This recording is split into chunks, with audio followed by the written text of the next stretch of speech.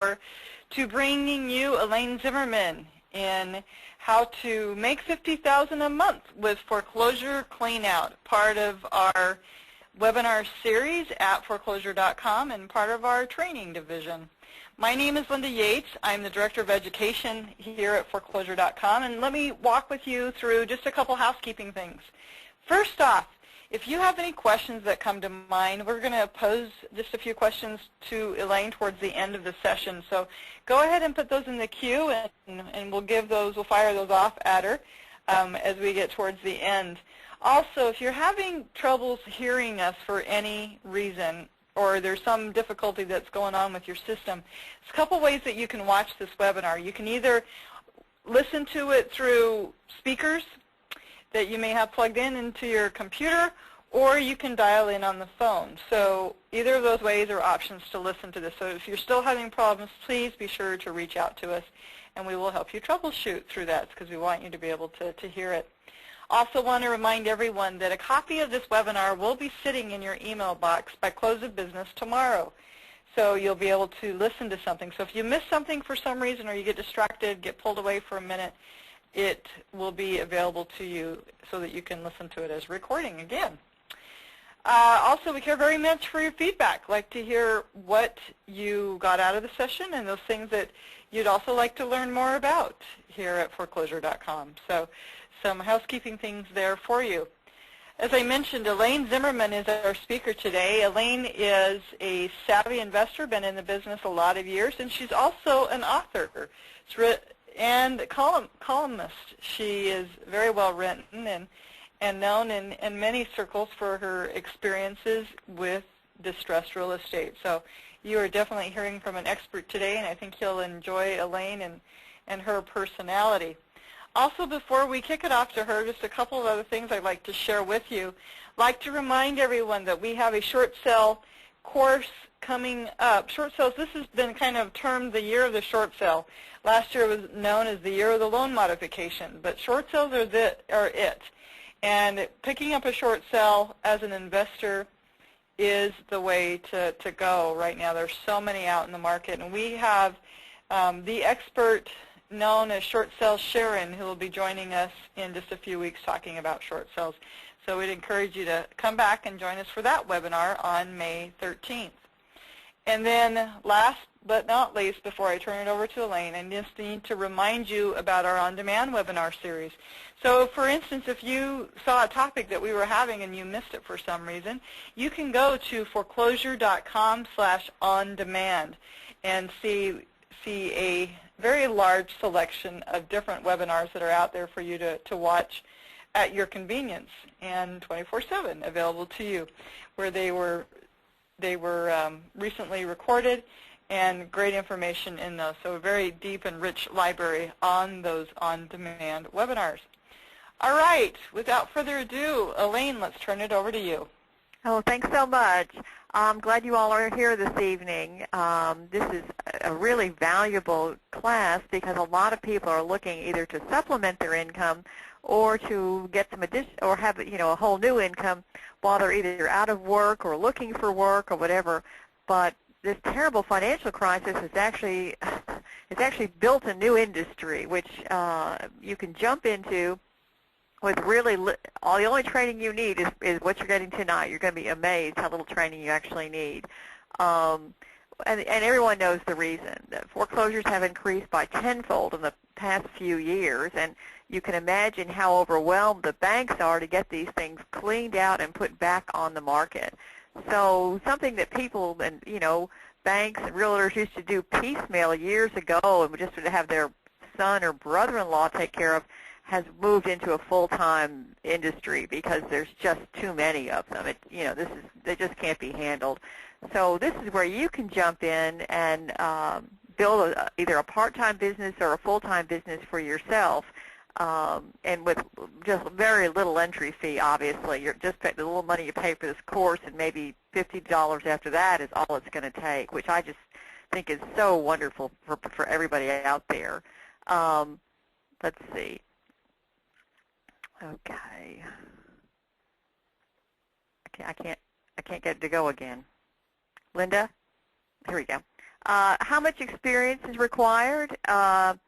Really, all you need is a truck or a truck you can rent and a willingness to work hard. That's all this takes. I mean, you need no special schooling, no degrees, and this is what people that I've spoken to all over the country are getting into this and doing this have been so amazed with. I mean, everything is hard work, but it is a doable business without having to go back to school. I know one man in Port Huron, Michigan, who is doing 12 to 14 clean-outs a month and getting around $2,000 to $2,500 a clean-out, and you can quickly do the math on that, what that comes out to. And this man used to be, he was a carpenter, and you know that the building business fell off, and he got into this, and he has made so much more than he's ever made as a carpenter, and it just brought his friends into the business with him. So it's just your willingness to work and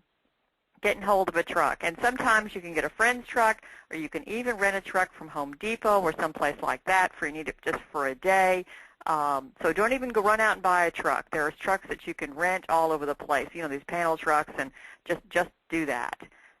What does it cost to start this business? It's very little, very, very little. All you need is some business cards. You can go to any Kinko's or Office Place and make up some business cards. You're going to need some invoice sheets from an office supply store.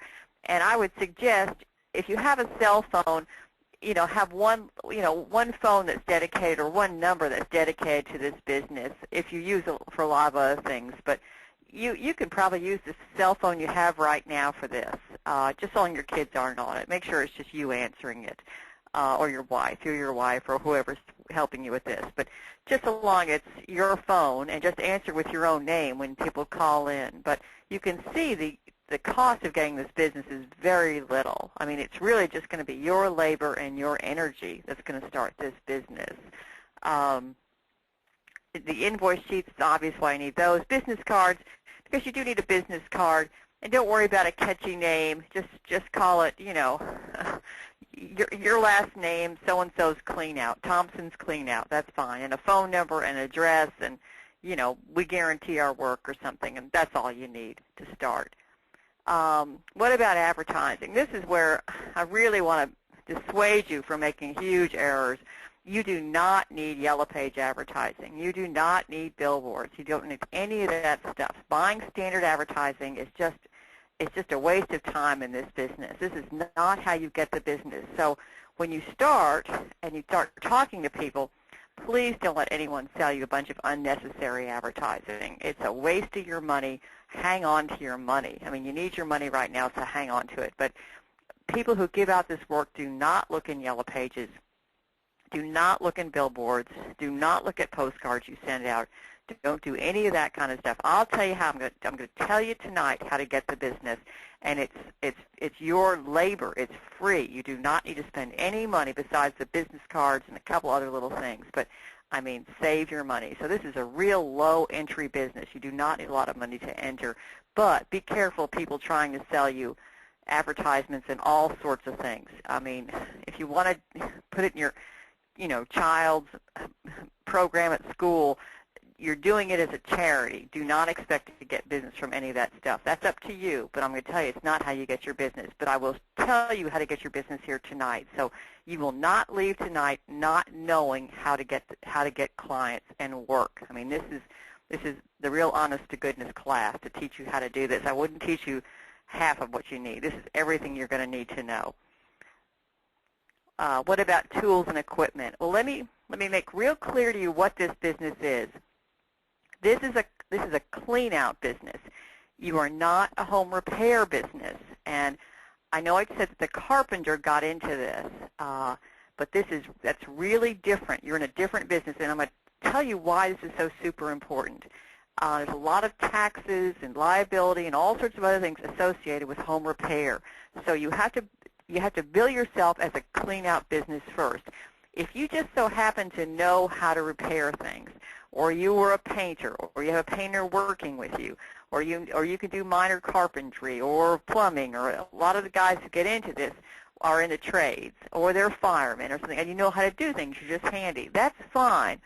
but you want to start out as a clean-out business initially. That's where you want to start.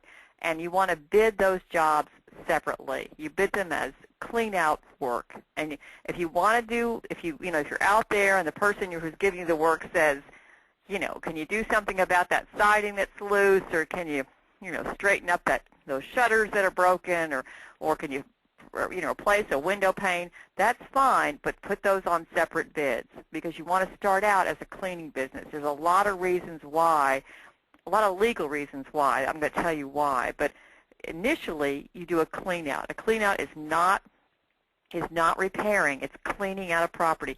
But cleaning out, I don't want you to be confused with a maid service. You're not a maid service. You're a clean-out service, meaning it's a removal service, like removing furniture. Can you set your own hours? Basically, yes. I mean, you can you just get to get your work done promptly.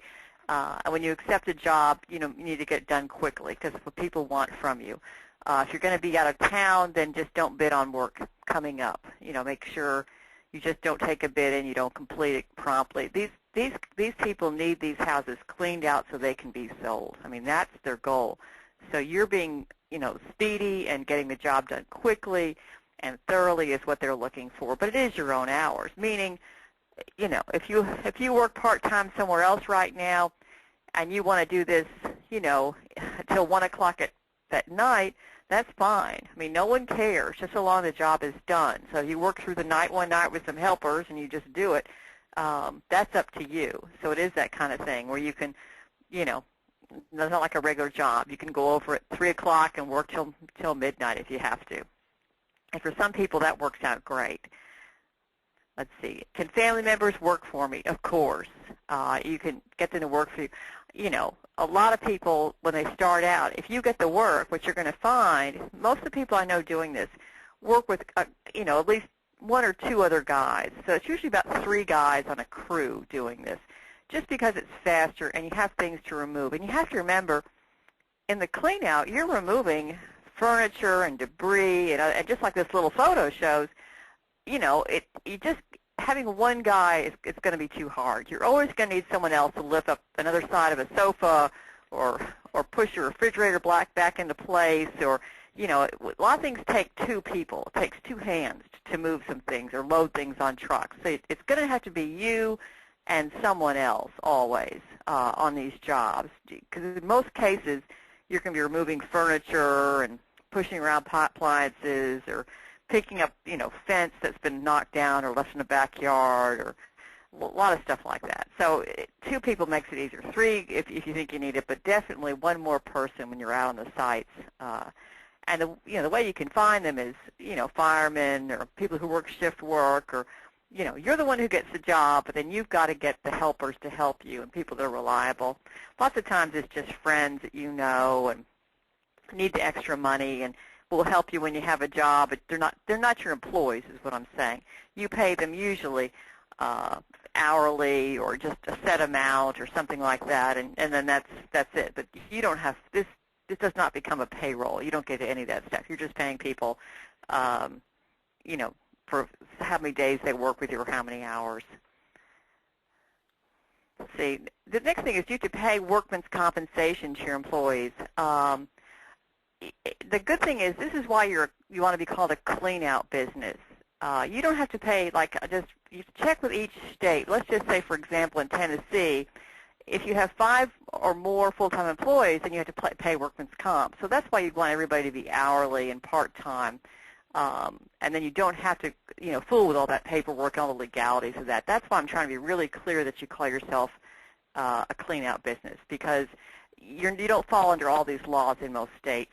You're not required to pay workman's comp and file it and all this, and that's all that just eats into your profits. And it's an area of knowledge you don't have, so you want to stay away from things that you have to learn.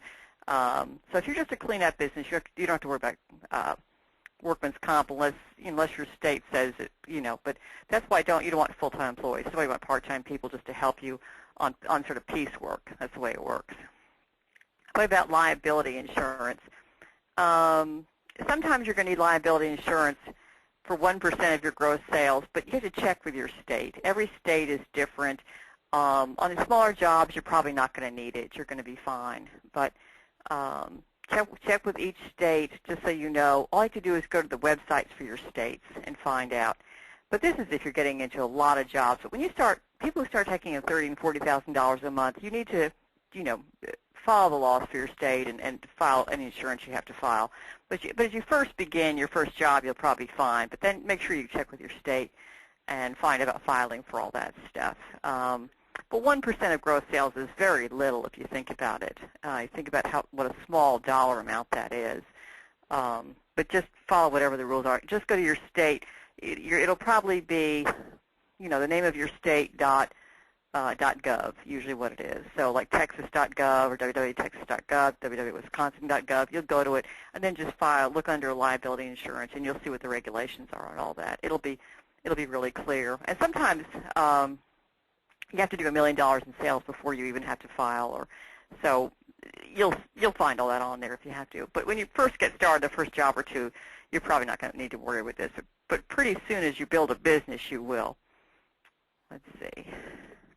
A big thing happens when you're coming out to these houses, and this is what, if you've never done this and you're not familiar with anybody who has done this before, a lot of times what you're going to find in these houses is sort of sad.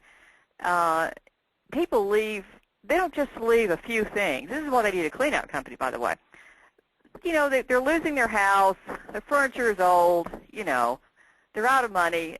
So a lot of times they just, take a van or two vans and pack up their clothes, food, valuables, electronics, TVs, and things like that, and they leave. But they leave everything else. They leave furniture. They leave rooms of furniture and appliances and things in the backyard and things in the attic and things in a basement if there's a basement. They leave a lot of stuff. And this is, when you start this and you don't realize it, this is what you're going to come across, is people don't want to pay for movers. Moving is expensive. It's hundreds. If these people are already out of money, and a lot of times they're moving in with family members. So they're not going to apartments because their credit may be kind of shot at this point. So they don't go to an apartment. They move in with a family member. So wherever they're going, they can't take rooms and rooms of furniture. And they look around, look at the furniture, and it's old, and it's not worth much anyway. And the thought of paying to move is probably more than it's worth. So they just end up leaving it. Well, what happens is you're going to be hauling all this stuff, and what's going to run through your mind is, maybe I should try to sell this in a yard sale or do this or that, or give it to Salvation Army. All that's fine if you check with the person who's employing you to do this. There are some legal liabilities with this, so you need to, when you get a bid, we'll talk about bids, but also on the bid, you have to have them say what they want you to do with the furnishings and things found. If they say it's up to you, dispose as you wish, or give the Salvation Army, do what they say, but do not do something they don't say. There actually have been some court cases where somebody sold one of the things at a swap meet or something, and the people came back and sued the bank and everything. The bank obviously got all over the people that did the clean out, and it made a big problem for them. If someone, now think about this as your employer. Think about the people giving you this work, and just like this guy in Michigan is getting 14 jobs a month for about $2,000 to $2,500 a month, per job. So he's been taking in $30,000 and $40,000 a month. You never want to jeopardize that kind of income over some beat-up old dresser that's worth $30 that you sell in a swap meet. Now think about that. The temptation is there, but don't. If the people ask you to give it all to Salvation Army, and unfortunately if they say throw it away, then throw it away. Do what they say, because it comes back later and it's not worth it. That person will never work with you again if you get them in some sort of legal bind. And this has happened. It's hard to believe, but there's been some times where the people say, they thought they were current or blah, blah, blah. They thought they had more time to get their stuff out, and then they saw it sold somewhere, and, and they sued the bank, and it made a big problem for the bank and all this. So you don't want to do that. Whatever their guidelines are, and you want to get that in writing, whatever they say to do with it. Now, if they say, give it to whatever charity you want, then, just give it away. Do whatever you want with it. But if they're pretty specific about what they want done with it, you follow those guidelines. Just because you can imagine someone's giving you $20,000 to $40,000 worth of work a month. That's almost $500,000. Do not jeopardize that income over some beat-up TV table. It's not worth it. So the next thing is, and this happens more than you can imagine, what about valuables that you find? And I know you're going to be surprised that you would find valuables in a house that you're cleaning out. But you have to remember, the people who, when they're cleaning it out, are under terrible duress. It's very upsetting. They're losing their house. They know, they're getting tossed out, and maybe they don't know exactly where they're going. It's just a terrible time for someone in a family. Well, what seems to happen with people, and this is what I've been told by other people doing this as well, is it's not that they're so careless, but everybody has one of these. You have a couple of drawers in your house or in your kitchen where you throw things, and they forget to open them. They forget to pull open a kitchen drawer or open a drawer in a small drawer in a dresser or something else or in a bathroom because they're in a hurry and they're upset. And in it is, a driver's license or a couple of credit cards or some jewelry or something else that anyone would consider valuable. I mean, I don't mean a lot of junk, but I mean things that look like valuable papers. And, they leave birth certificates or other things like this.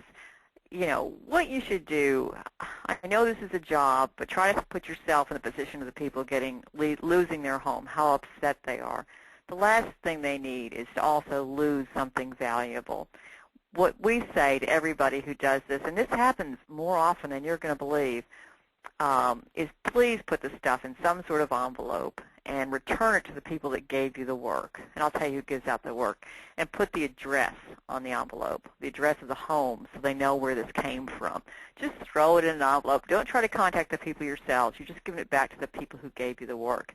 But imagine if this was your brother or sister or a family member. Treat it like what would you do if you found their stuff? I mean, just take the time. I know you're getting paid well to do this work, and I think it will also show the people who hire you what kind of respect you have, under these difficult circumstances. It'll show them what kind of person you are, that, you would find a credit card and you would turn it in and you'd make sure it would get back to the rightful owner and all that stuff. That's really important, and jewelry and stuff. You don't want this stuff. And these people have gone through plenty without losing an engagement ring or a wedding band or anything like that, anything that seems to have that kind of value, or pictures. If somebody leaves a photo album or something like that, just, try to get to the people who gave you the work, because they're under just terrible circumstances. Losing a home is really gut-wrenching for most people, and they're just not thinking straight, and they're probably, they're crying and arguing and everything else, so don't make it any worse. So take the stuff, put it in an envelope, and put the address of the property on it. So in case you're doing a lot of jobs, like a lot of people are, you don't forget which house you got it out of. And then when you turn it in your invoice, turn that in as well. It's just the right thing to do. And if you're getting work from someone, show them that you'll do the right thing when it comes to it. How do people make $50,000 a month?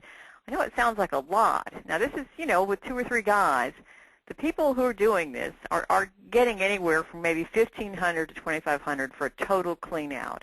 And, if you can do quite a few jobs a month, that's how that becomes obtainable. I know most people are doing, I'd say 15 jobs, what they're doing. But, it depends on how many guys and what part of the country you're in, how many jobs. And then it comes in waves on these jobs. You'll get 1 month, you'll get 20. Next month, you'll get 5. It's just like everything else. But that's how it adds up.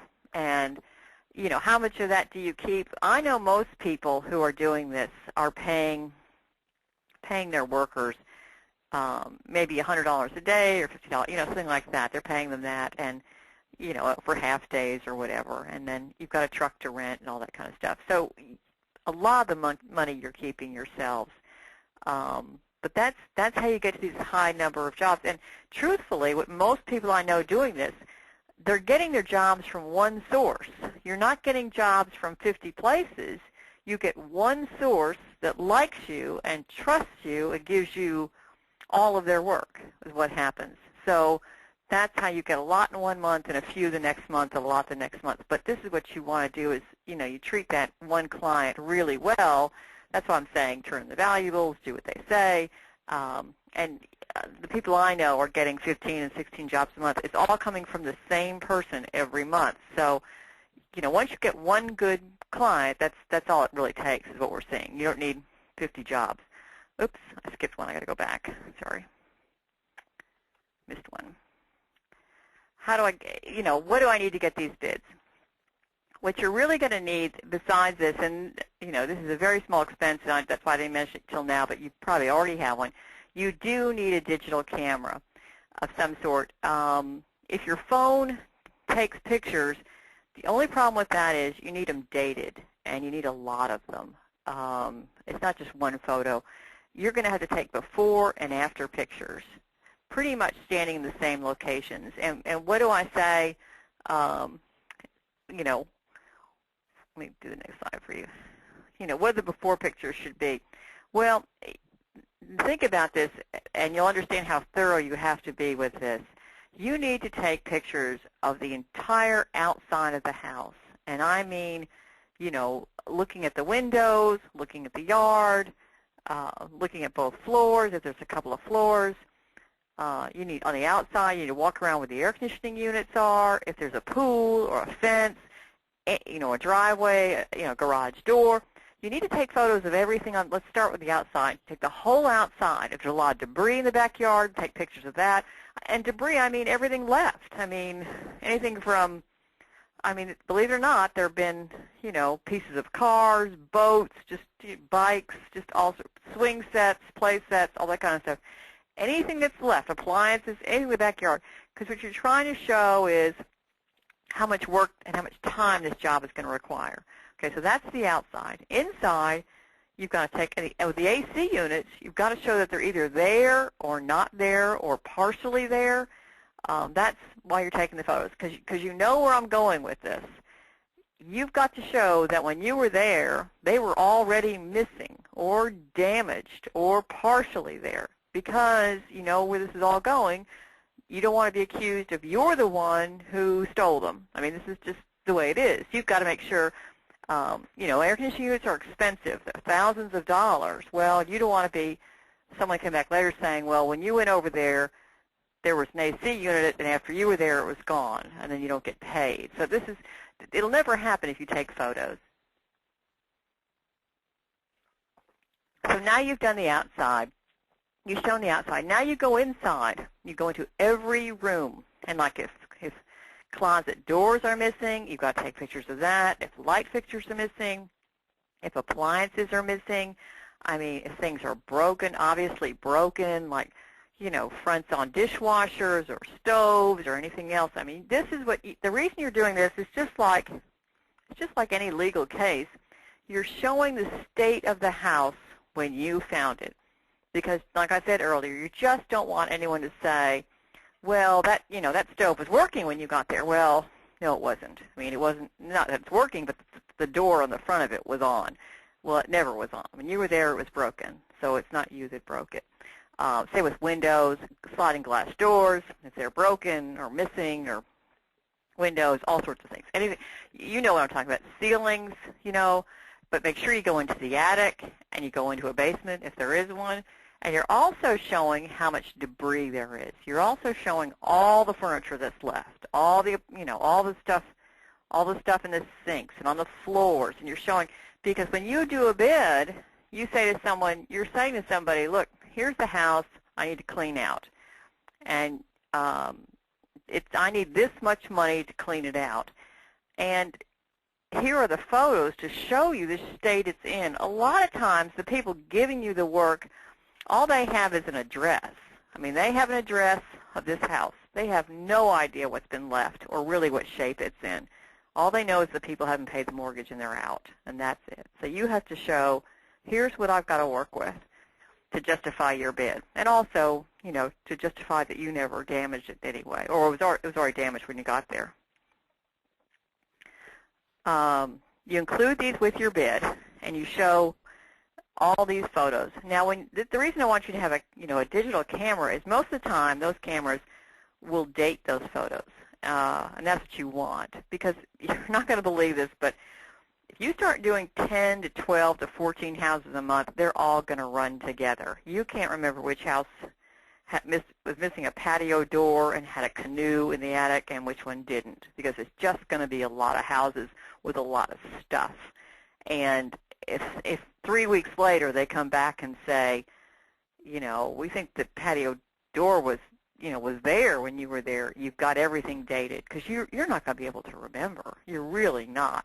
And, of course, what I'm saying is you've got to save these pictures. I mean, that's why I don't want them just on a camera. I want you to get, on a phone. You've got to take it on a camera and get them developed and keep them in a little file with the address of the house and the date, and keep them, because you're just not going to remember. And they're going to say, did that house have a refrigerator or not? You're going to see so many refrigerators, you're just not going to know. And if you ever went out house hunting, you know what it's like when you've seen 10 houses or 6 houses in one day. You can't even remember which house was which. Well, when you start cleaning out this many houses, it's going to be the exact same way. You're not going to recall 4 weeks later which house had a refrigerator or which one didn't, or which one had a washer and dryer and which one did. You just won't even know, or which one had a front door, broken or not. So keep all of those and keep them in a file, little file system of some sort with the dates and the addresses, so you have all this. Now you're giving them a set with your bid. I'll talk about your bid, but you're handing that with your bid, but also keep, obviously, a set for yourself. Let's see. Okay, how do I bid? This is what a lot of people ask about. The one thing to know is if you get a house and it's a HUD house or a house from the FHA or the VA, those are federal programs. They have guidelines on their bidding of cleanouts. So when you're talking to the person who's giving you the work, you do need to say, is this a HUD house or an FHA house? They may offer that too, but most of the time, the truth is they're not going to be. Most houses, the bulk of the houses out there are not HUD houses. But you need to know, because they have specific guidelines, and if you need that, probably the person giving you the work will say, this is a HUD house, and here are the guidelines, or you can easily get them from their website, but they will know what those are. But just make sure you're not, just be sure you ask. But most likelihood, they're going to say something if it's a HUD house, but just so you know, this is for your own information, so you know. All the other ones, I would suggest you use some sort of hourly rate times number of men times number of days. A lot of people are using $1 per square foot, and that's when a house is jammed. Jammed with furniture and junk and debris and all that stuff. So that's how people are getting to, the most I ever hear people get for a house is maybe $2,000, $2,100, and those are houses maybe that are 2,800 square feet, maybe $3,000 or $3,400. No one's getting, just honestly, no one is getting $3,400 to clean that. The most people are getting is around $2,000 and $2,000 plus a little bit. A lot of people are getting $1,500 a house. Now, this is when they're loaded with stuff. This is when you have, 2,600 and 3,000 square feet of, full of furniture, full of junk, yards full of stuff, front yard, backyard, just debris. That's when people are getting this kind of amount. Sometimes you'll go into a house and the people will have removed everything. They will have taken most of their furniture and left, a piece of furniture here and there and some patio stuff and all that. Those kind of jobs people are getting.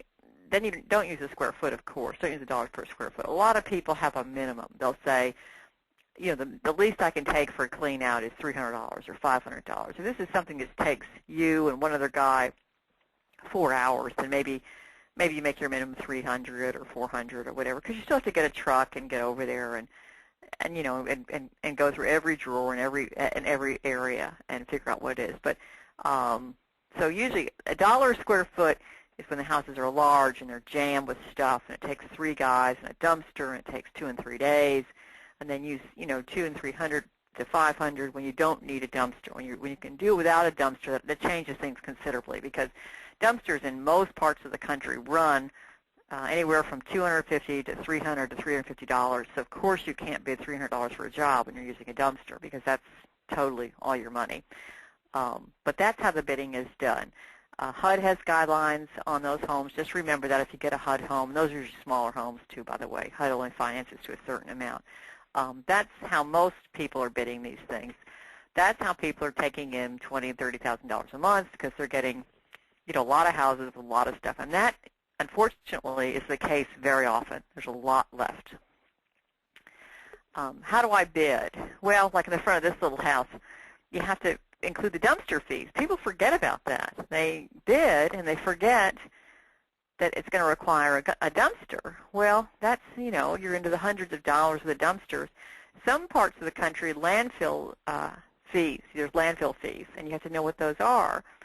Some places they're free. Some parts of the country there's no charge. So, but obviously when a dumpster is $300, you've got to, and you're going to need one, then you don't bid $300 for a job. You've got to have enough money for your profit in there. And then when you're, when you're giving your bid, you put in there includes dumpster fees, landfill fees, this kind of stuff. You put all that in there, using the system of $1 a square foot or something less when there's just not that much to do. But you have to be able to justify. You have to really justify what you're doing, to, so people will think it's reasonable.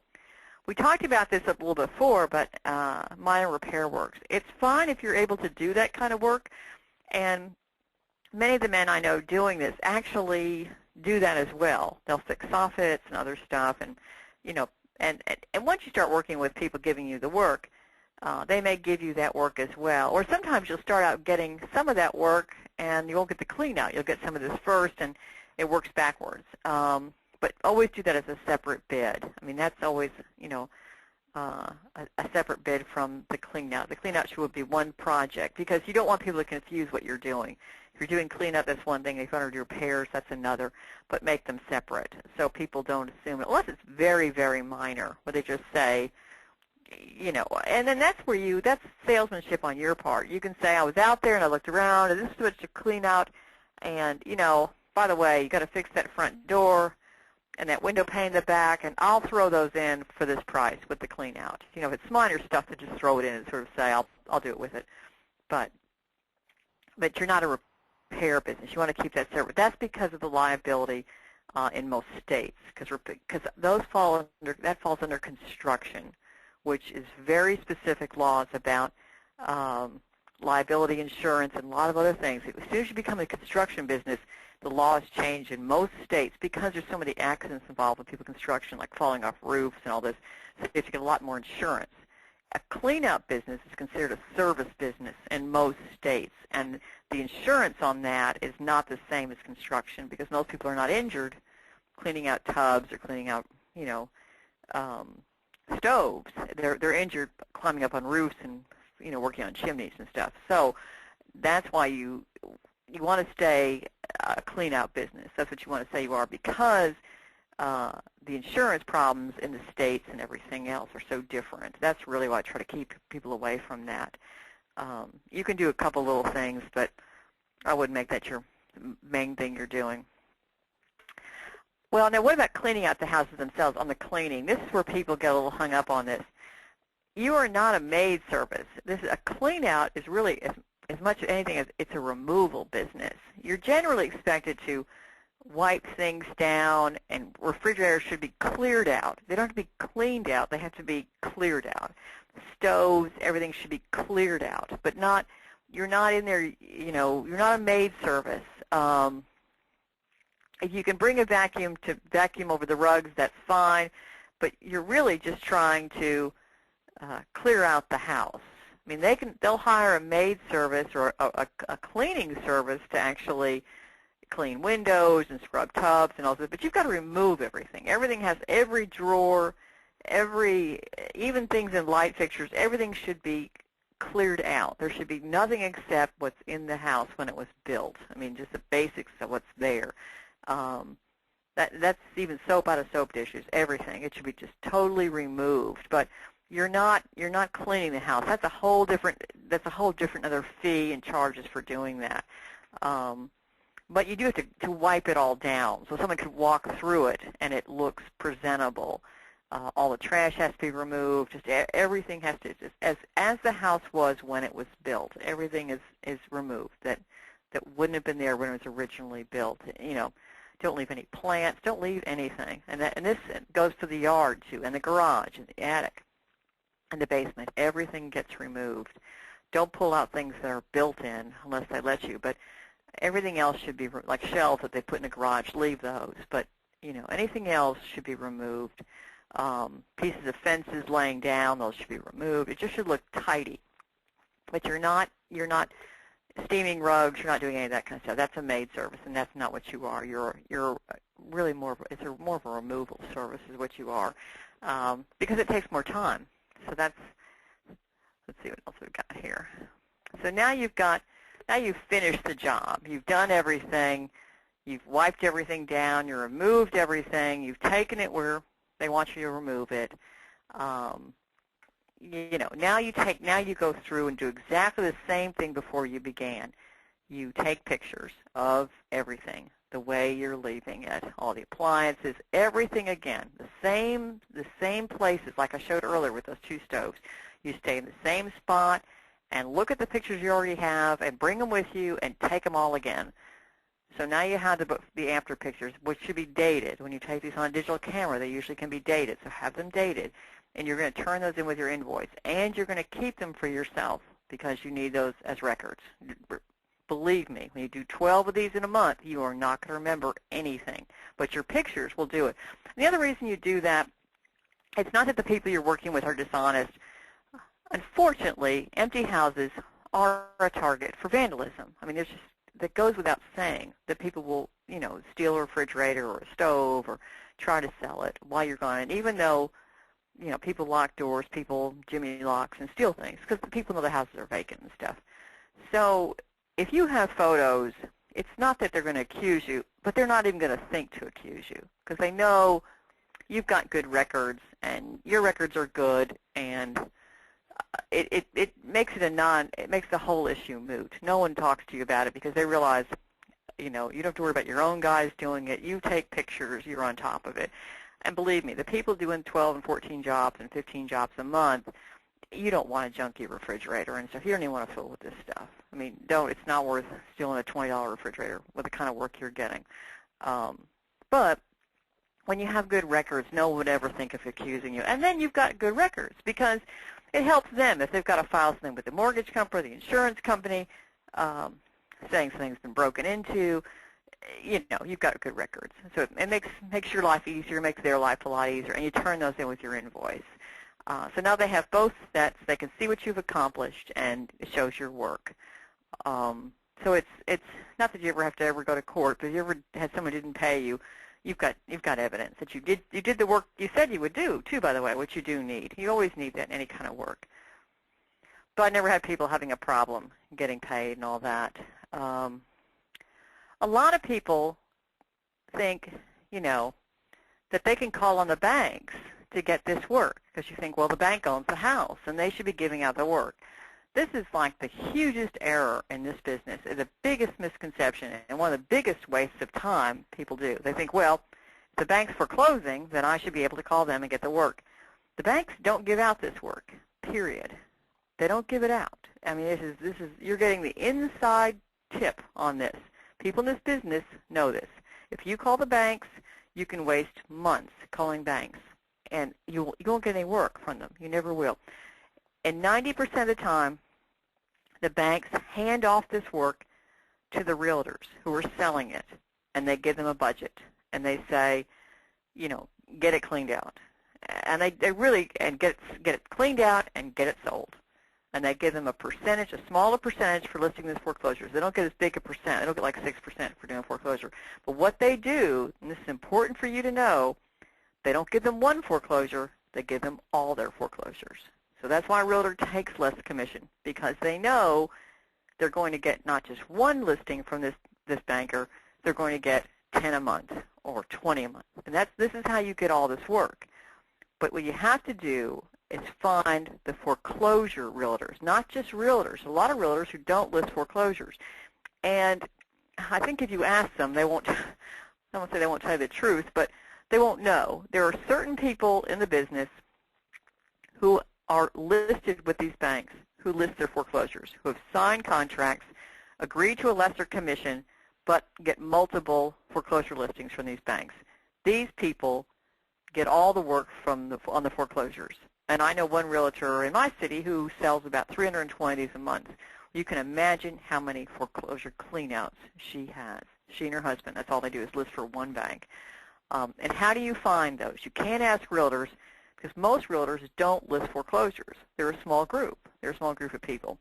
The way you find them is you find the list of foreclosures, which I'm showing you, the Foreclosures US. You go to the list and you find the people who are the listing agents.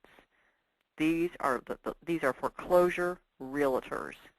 99% of the time, that's all they do. They just sell foreclosures. They don't sell much of anything else because it's sort of a specialty field. They know how to do it. They know how to clean them out. They know how to sell them. They know how to price them, market them, the whole thing. Those are the people you want. You find them on the list because you're working kind of backwards. You're finding the foreclosures, then you're finding the listing agents. You're calling them up and saying, I'd like to do your clean-out work for you on your foreclosures. Don't get me wrong. You're going to make 10 phone calls and you're going to get 10 no's. Then you're going to get one yes. It's like everything in business. It's not the first one. It's going to be one. You just need one foreclosure realtor to give you work, one bit of work. Now, if it starts out where they're saying, I don't really need that done, but I do need a little lawn care on these houses, get in to see them. Cut the yard on one of these houses or whatever, or say I can also do a little repair if you need it done. What you want to do is get in with someone who will give you some sort of work. Let me tell you the one kind of work you do not want, and this may come up. I'm just going to warn you about this because this is very sad. You do not want the lock changing work on these houses. Do not. If they say, would you be willing to switch out the locks on these houses, the locksmith work, say no. Say no. I know it's work. Don't take it. I know someone's son who was a Marine, came back from Afghanistan, 2 tours, did this, got shot. Someone shot him and killed him. The guy was like 30 or 29 or something. It's too dangerous. Sometimes the people are there. And this guy was a Marine from Afghanistan. This is not someone this is not some young woman doing this on her own. So this guy was not filled with fear. Maybe he should have been. But it's too dangerous because people are supposed to be out of the houses and they're not, and they come back and there you are switching the lock. It's not worth doing. It's not worth making the $60. Just forget it. But if they do offer you the lawn care, because someone's got to cut those yards during the summer while these houses are empty. They've got to, because the grass will get 12 feet. They're never going to sell like that. If they need to do that, or if they need a little repair, if you can't get the clean-out work initially, ask them if there's anything else you can do in the houses. Get yourself, what I'm saying is, get in with one of these realtors. As soon as you get a little work from one of these realtors, you'll get more and more and more. That's how everybody works. You'll get one person who's friendly to you. The other thing is, if you've never been in business on your own, I'm just going to give you a little tip. Without being awful, when you get someone on the phone who's friendly to you and says, well, I don't have anything right now, what's nice to do, if you can, is, go by their office and see them in person. People like to work with people in person. And another little trick that's not too tricky to think of, drive through McDonald's and pick up 4 Egg McMuffins, or drive through Krispy Kreme and pick up a box of donuts. Go over and meet this person. Spend 30 minutes. Spend an hour. And I know you're going to think, wow, what a big waste of time. No. If this person could ultimately give you $20,000 to $30,000 a month in work, it is worth a box of donuts. It is worth 3 Egg McMuffins. Make the effort. Pick up some coffees. Pick up some Egg McMuffins. Pick up some, Starbucks. Pick up a couple of those. Go over. Because when you have someone who's friendly to you, make the effort. I mean, you're talking about taking in $300,000 and $400,000 and $500,000 a month. If you have someone who says, I don't think I have anything right now, but I might consider you on my next one, or if I get one, you know what you do? You say, look, I was going to be in your area tomorrow morning. Would you mind if I came by? And I said, no, that's our sales meeting at 9. just say, what if I'm there at 9:30 or 8 or whatever, and they say, well, okay, just say I was going to be in your area anyway, and let them see you face to face. People like to work with people they know. Now they've got a face, and that's why you need your business cards, by the way. You've got to have a little business card. You can't just have nothing. And then if they say to you, have you done any other clean-out jobs, you've probably moved yourself and cleaned out a house or a friend's house. Just say, I've just done one other for another friend of mine who's, a realtor or needed some help or something like that. Just, because everybody's cleaned out somebody's house or helped them if you haven't actually done one initial job. But go over with your business cards and then have picked up bid paper from the office supply place. Because once you go over there talking to you, this is the other thing. Now that you've been through this course, they're going to say to you, well, how do you charge? And what you say is, well, it depends on how much is left. If it's just very little, then I just charge a flat fee. But if it requires a dumpster, they've got to add that in, blah, blah, blah. What's going to happen is you're going to sound knowledgeable because you've had this course. And when you're talking to them, now that you're sitting down with somebody eating an Egg McMuffin with them, you say to them, sometimes we run into valuable property. I usually put it in an envelope with the address on it and return it to you. Does that work for you? And they'll be surprised you thought of that. And then say, what would you like me to do with the furniture? Some people like it to go to the Salvation Army and other things like that. Do you have any preference? And all of a sudden you sound, after going through this course, you sound knowledgeable. And you say, I always take before and after pictures, and I present them with my bids so you'll have them in your file. Do you want me to tell you when I find a broken appliance or a broken front door, or what would you like me to do about that? How should I handle that with you? What would you like me to do? This kind of stuff. So all of a sudden, you're sitting down with your Egg McMuffin, with your Starbucks coffee, talking to these people, and you're talking about what you learned in this course, and you're going to sound knowledgeable, and you're going to sound professional, and that's the difference. You want to sound, and this is how people get work, and you make the effort, and, as you just said, I don't have anything right now, but now you're in the office where there are other people who probably do this too, and just say, are any other realtors in this office, do they also do foreclosures, clean-outs? Do they ever need the help? And if you've handled this well, she'll stand up and say, well, come over and meet so-and-so, or, let's talk to Jack for a second. I think he gets a couple of them a month, too. This is why you want to show up. And also, you want to show up looking neat. I mean, you want to look neat and organized. If you're a man, have on like a little polo shirt and some khaki pants. If you're a woman, you don't need to be in a suit because it's not that kind of business, but look professional. Look like you're ready for business, and you've got your business cards, and, that's how business is done. And I know it sounds a little hokey on all this stuff, but you're talking about getting jobs that are a couple $1,000s a piece sometimes. So you've got to make the effort to get over to these locations and find these people. And you'll get work. That's how people do it. They get work. But start with the Foreclosure U.S. list. Now you've got some people. They'll have the names of the realtors who list these properties and their phone numbers. And they usually have, I believe, they have the name of the real estate company. Or when it answers, it'll answer so-and-so real estate. So you'll know the name of the real estate office. And you can easily get the address, where it is when you go by and see these people. But it is a matter of making an effort. But remember, realtors have certain days a month when they go on tours and go around all the new homes that are listed. So you don't want to show up when they're on Caravan, it's called usually. They go around and look at all the houses on a Monday morning or something. So find out. Don't show up on a Monday morning when they're going on Caravan. You might want to come after they've just come off Caravan because they're all there. Everybody's in the office together. Maybe there's 10 or 12 of them, or depends on the size of the office, of course. But there's a lot of people together. So that's really how we do all this. Let me just see if we summarize this a little bit for you. If they send you to a bank, which occasionally they do, thank them and go ahead and call the bank. They say, we don't do that, the bank does it directly. Occasionally that does happen. Get the contact at the bank, the follow-up. It's much harder to work with the banks. It's much easier to work with realtors, and 90% of the work is coming through realtors. That's just the truth. Everybody in the business.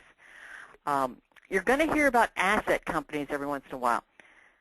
Asset companies, these are very large banks, like Bank of America hires very large bonded asset companies to clean out work for them. If you're just a one-man, two-man thing just starting out, this is beyond you. This takes requires bonding, a lot of other things. This is not where you start. But if you're in this and you're getting bigger and bigger and bigger, and you want to work for Bank of America, then you're going to want to get work with the asset companies. But that's not the place to start. This is sort of like talking about if you want to start your own hamburger stand, or if you want to buy a McDonald's franchise. I mean, it's such a big leap to the asset companies, but they are out there, and I want you to know who they are. But they require monthly fees to join. I mean, this is now you're in the big league stuff, and that's way beyond. Most of y'all will never even get near that. You don't even need to. Just start with the realtors, and you get 10 or 12 jobs a month. You got plenty of work and plenty of money, and you don't need to worry about that. Again, all you need. Now remember, all you're going to need is business cards, access to a truck or a truck, you know, people to work with. Don't spend any money purchase advertising. You don't need it. Don't do it. Don't let anybody sell you any advertising. Whatever you do, just don't let them. It's just a total waste of your money. You need a digital camera. You're going to need your before and after pictures. You need invoice, forms just get invoice forms from a store. Same with the bid forms. You can buy those from any office supply place. Just anything that looks standardized forms is fine. Those look better than the ones you type up yourself usually, and they usually have serial numbers and all that. This is how you contact the realtors. It's off the list. That's basically the business. It's not that hard. People sometimes, let me tell you another thing that happens is, if you need helpers and you can't find any helpers, and just for whatever reason, you can go on Craigslist and look under general labor, and you'll find people there sometimes who are looking for this kind of work. So that's another spot. But most people know someone. I find most people know another guy or a brother-in-law or a friend or somebody that can help them. But I know some people have gone out on Craigslist and their general labor and found people.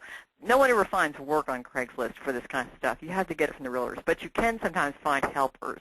And remember, if you don't have a truck, you can go over to Home Depot or Lowe's and rent one of those panel trucks for $23 a day. And and when you get your first job, just go ahead and rent one. Now you're going to have to pay your workers prior to you getting paid. People have asked me about it.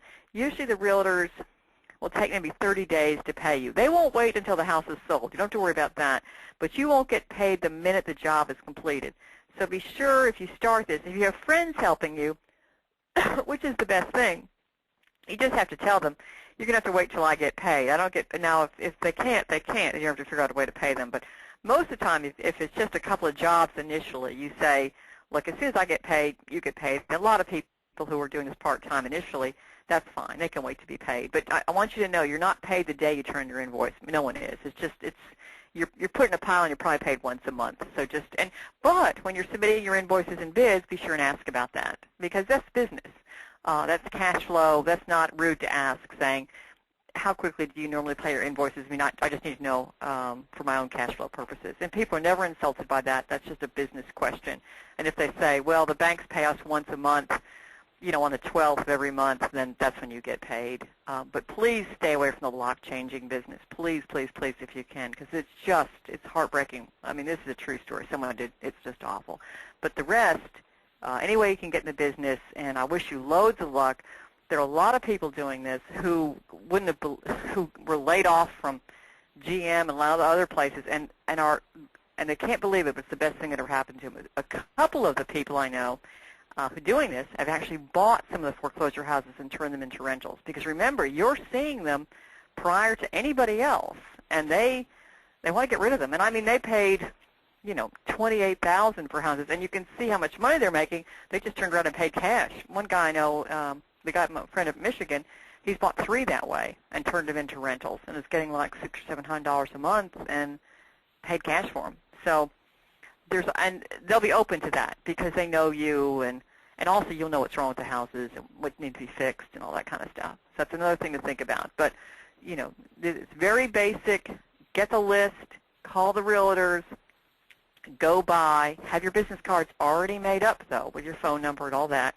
and begin. And I wish you all the luck in the world with this. And it's hard work like anything else, but it's honest work, and it can be very lucrative. A lot of CEOs aren't making $300,000 a year, so they'd be amazed what people make doing this. But it's because it's one of those industries. Someday the market's going to turn around. There won't be so many foreclosures, but right now there's just a glut, and people feel like there's going to be a glut for the next 2 to 3 years. So this is not going to go away tomorrow. There's thousands, there's hundreds of thousands of them in the queue to be foreclosed on. So thanks for attending. Yeah, hope you enjoyed it. Elaine. Sure. Some great information, and the way your presentation was, I think you answered a lot of the questions that we've had being populated, so that's great. But we do have a couple of other questions. Sure. And you gave us great step-by-step and some great things that we'll be able to apply and get going right away. You mentioned, actually we had a question that was written in that this is a couple in Georgia that is in the construction business, and she was concerned that if she does this, she would need to have, or I guess in Georgia they require that you have a license, have an actual contractor's license. Oh, now contractor's license are if you're a contractor. That's construction.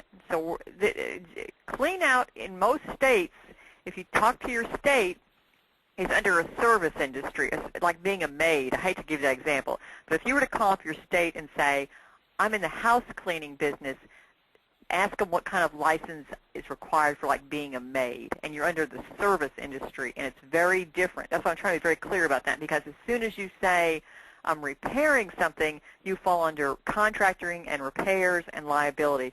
So I know what you're saying, but in most states, because I'm in Tennessee, just be very clear when you call saying, I'm actually, say like you're a maid business. That they'll understand. Say I'm going to be like a Mary Maids or something like that, and ask what kind of licenses they require. A service business is going to be totally different. But as soon as you say the word contractor, then you're under construction.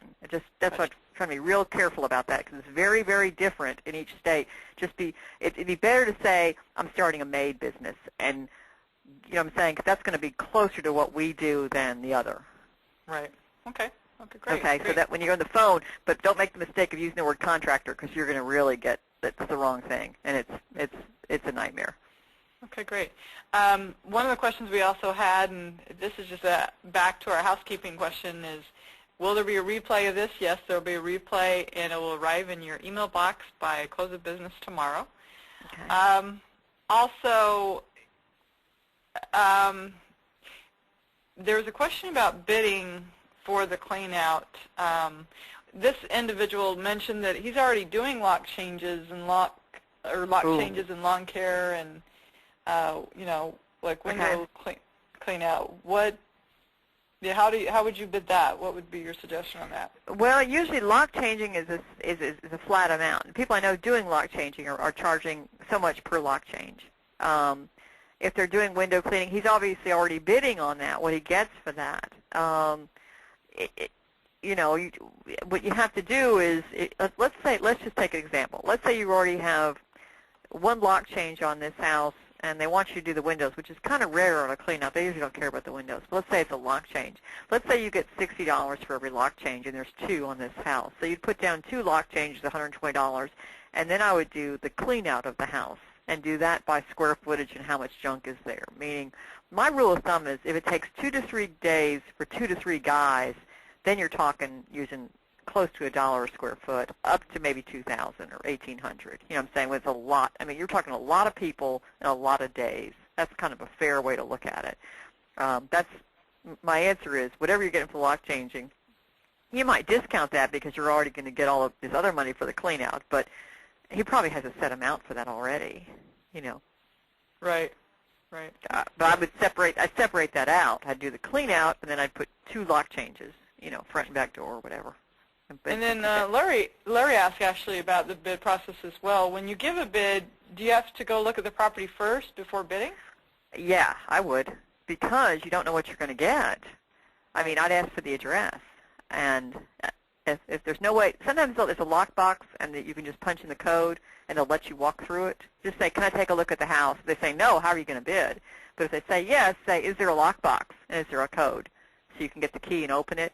If they don't have a lockbox, you can still do it. Just look in the windows. I mean, you can tell pretty quickly if the place is jammed with stuff or not. I mean, that's, you can just, you walk around the house for five minutes, you can tell the backyard and front yard are full of stuff, or they're totally empty, or, I mean, there's not going to be that many surprises if you can look in all the windows. You're going to see pretty quickly what's there. Okay. And most then, time they have a lockbox, yeah. When you're looking for leads, are you looking for the seller the one to contact, or? The listing agent, the foreclosure listing agent, because she is paid by the bank. She has a contract from the bank to sell that house and also to get it cleaned up. You see what I'm saying? You're talking to the person who has the money to do this. If you go to the bank, in most cases, they're going to say, we don't give that out, but what they really should say is the realtor's got it. You got to talk to the realtor who's listing it. The listing realtor will have money to advertise it, to clean it out, and a commission. So I'm saying, so she's kind of got all that lumped in one. But my friend in Michigan, he's getting 12 and 14 from one realtor. That's what I wanted to make clear is don't be discouraged if you have 5 or 10 realtors who say no. You're not going to get a yes for the first one. Realize he was patient enough to get one person who now gives him 14 to 16 jobs a month. Well, I'm sure he didn't get it from the first one. I'm sure he went around to donuts to many people off the list and finally had one person who, gave him the work, like anything. Right. But yeah, it's not the banks. The banks do not, but the banks may not tell you that. They may just say, they may just waste your time and transfer you to 15 different departments. They hand them off to realtors. And so when you're looking at the Foreclosure U.S. list, when you go on the list, you're going to see the address of the property, and you're going to see a realtor's name and a phone number. I don't think it has the name of their real estate agency, but the phone number usually goes, it'll answer, Keller Williams or whatever it is, when they answer. So you're going to know who it is, and that's who you want to talk to. And if you can, you want to get in front of them. On the phone is not the same in business as going over. If they're even slightly nice to you, show up at some point. Right. Go over and show up. Right. Another question with regard to that, is there a way to find out who the bank is going to use as a realtor prior to hitting the MLS? Yeah, the way you find out is they use the same realtors over and over again. See what I'm saying? They have contracts with realtors, so if you're trying to get a house prior to being foreclosed on, you may find, let's say there's a house on Baylor Lane, and they've already gotten that one cleaned out. I mean, it's already done. If you talk to that realtor, she may already have Baylor Lane cleaned out, but she already has other houses coming to her from the bank that aren't on any list yet, but she knows she's going to get the listings because it takes a couple of days for this may not be answering it right, but it takes a couple of days for everything to get on databases, so they know about it prior to you even seeing on the list, but you have her name. So she knows she's got 3 or 4 coming up this week, and for some reason the sheriff hasn't come yet, but she's going to get those listings. So that's why you have to get to these realtors, because you just can't ask them about the house on Baylor Lane. You have to ask them about their foreclosure listings, because they're getting them. They're contracted by the bank for a lot of listings, so they're going to keep getting them. And what you want to do is have someone start handing them all off to you, or half of them to you, or whatever. Right. Would you advise forming an LLC or corporation to protect from liability? You can, because if you're just a sole proprietor, there's nothing to it. You just set up a bank account. It's an LLC. The only kind of there's very little liability with this kind of stuff, because you're not doing construction and you're not going to have workman's comp and all that kind of stuff. You're just doing clean out. If you're doing construction, then you other problems with that. But you can do that because there's very little money involved with that. That's just the only thing that LLC protects you from. I don't sound like a lawyer. I'm trying to give legal advice, but it's supposed to protect you from lawsuits. But you can do it. But there's not going to be much suing in this business. If you're taking before and after pictures and all this is not that kind of business. It's not likely you're going to be sued by the realtor or the mortgage company unless they think you're stealing or damaging the houses, which you're not. So, and you have good evidence that you're not. So, that's you can do it, but the best defense is to keep good records. You know, LLCs don't protect you. What protects you in business is keeping very thorough records and being honest, and then you don't have many problems to begin with. Would you be required to do winterization? You can be, yeah. You can be asked to do that, and mostly it's shutting off the water at the street and a lot of other things. Be sure you know how to do it, what they need done, what's required in your area. Some areas there's different things because of official areas with propane tanks, and you've got to make sure you know what that requires. You can be asked to do that. If you're capable of doing it and you want to bid on it, you can. A lot of cities, it's just a matter of shutting the water off at the streets. That's all it is. But if you're asked to do it and you can do it, do it. But that's not the same as clean out, by the way. I mean, it's like lawn service. Winterization is not the same. But the other thing with that is, between you and me, it's not a lot of money usually. Clean out's so much bigger money. But if it's all you can get in the beginning, then take it. You know, at least lawn service is ongoing. Usually, if you get that work, you're getting work every other week, and you're getting enough money to. Winterization is kind of like a one-time thing usually. So maybe it's a place to start. It's like everything. Yeah, it's just that lock switching. I just don't care for. I've had so many bad stories about that I just steer. If you can avoid it, avoid it. I mean, it's just because there's been so many horror stories. When you pick up this trash, do you have to pay to dispose of it? When you go to a landfill, sometimes there's fees, but it depends on your municipality. You have to check. And some things can't be taken to a landfill, of course. Make sure you don't. Now, there's the thing. Make sure you don't take something that's not supposed to go, because then they turn around and sue the bank or the realtor. I mean, do what you're told. And if it says no refrigerators, then don't you dare do that. I mean, you are working for someone else. Follow the rules, because what you do is you jeopardize them. You know, whatever it is. All these places have rules, what they will and will not take. You know, then just follow the rules. It's a business. Follow the rules, and you won't.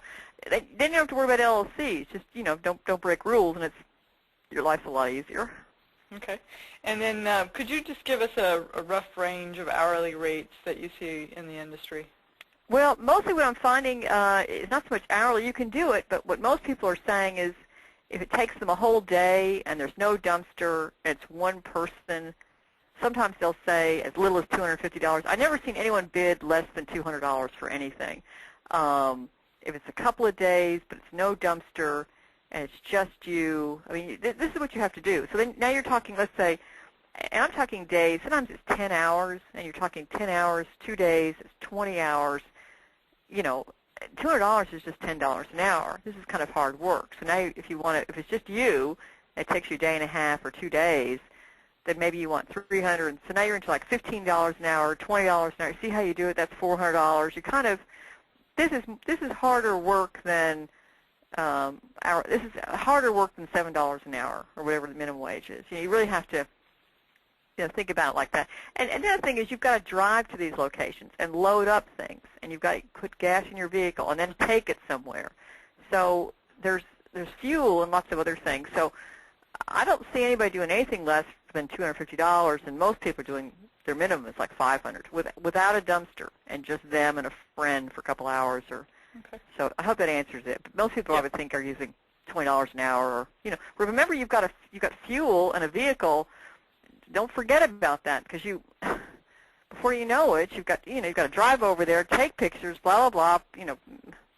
Make copies of the pictures, turn in your bid. Think if there's more hours involved in this than you think. Don't think of just cleaning it out. You've got to do all the pictures. You've got to turn in the bid. You've got to turn in the invoice. You have more time in this than you think. Sure. Okay, and then our last question, what about if one of your workers is injured on the job, are you liable? Well, that's why on clean out, I guess you could be. I don't want to be a lawyer on this, but that's why you're doing clean out, because you're not doing construction. There really shouldn't be any injuries on this kind of thing. I mean, you could be, because it's they're working for you, and that's pretty rare. That's why. But as soon as you start doing anything that requires ladders and people getting up on ladders and with tools, then you're into construction. So if you're going to do stuff like that, make sure it's you doing it, not somebody else. I mean, just because, or else you need to be set yourself up as a contractor, because there are lots of liabilities with that. I mean, don't be careful in these areas, because this is where people get in lawsuits and stuff. It's not worth it. Or do it yourself. If it's some repair thing, then do it yourself, and carry your own health insurance and stuff. Okay, great. Well, thank you very much. As we wrap up here, I just want to take folks through. You've given us some great education tonight, and folks will be able to re-listen to this. This is available. Just also want to remind folks as well about Foreclosure.com's CD course on investing in distressed real estate. This takes you through investing in pre-foreclosures, in foreclosures or REOs, as well as sheriff sales or auctions. This course actually has a DVD that walks you through it, and it gives you all the different forms and glossary of information that you need to know. There are 6 CDs that are part of it, as well as a DVD with Brad Geisen, who happens to be the president and founder of Foreclosure.com. He's been in the business almost 30 years. Very successful. Became a multimillionaire in his early 20s in this process, and this is a unique opportunity to be able to follow Brad around through this course.